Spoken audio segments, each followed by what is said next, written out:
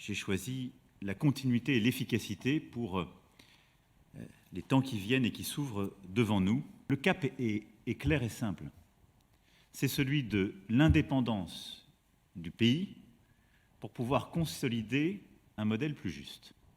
L'indépendance de la France, c'est son indépendance économique, industrielle, énergétique, militaire, géopolitique. Le deuxième grand axe, c'est celui,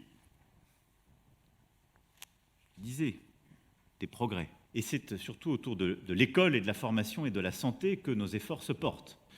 Nous avons posé les jalons d'une transformation profonde de notre système scolaire. Accueillir plus tôt à la maternelle, continuer de faire l'effort pour nos compatriotes qui sont dans les milieux les plus défavorisés. Le service d'accès aux soins sera généralisé d'ici la fin de l'année et au fond le cap est là pour nos compatriotes.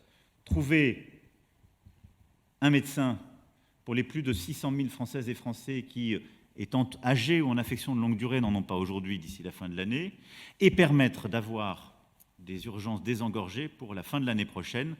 Le troisième grand axe, c'est celui de la planification écologique.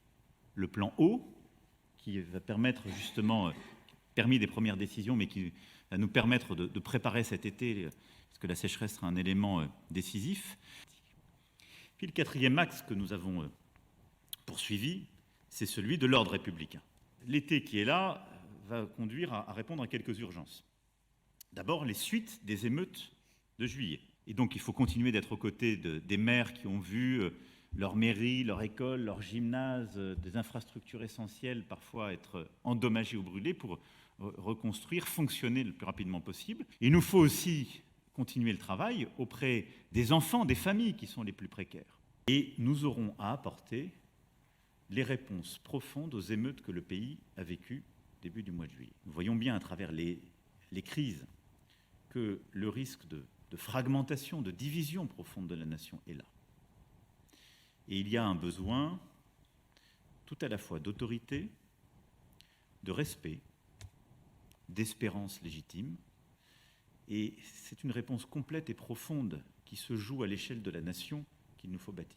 J'ai ce cap et ces éléments de rentrée.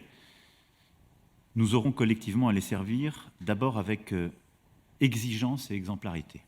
Et dans des temps où la violence langagière, parfois les comportements inappropriés, prennent trop de place dans la vie publique, il est attendu du gouvernement de la France d'être exemplaire. Être ministre, ça n'est pas parler dans le poste. C'est mettre en œuvre des décisions qui correspondent à une stratégie. Je décide, une politique que mène la Première ministre, et sur la base des arbitrages qui sont pris et des décisions que vous prenez, que ce soit mis en œuvre. Il faut diriger les administrations. C'est indispensable. Jusqu'au plus près du terrain.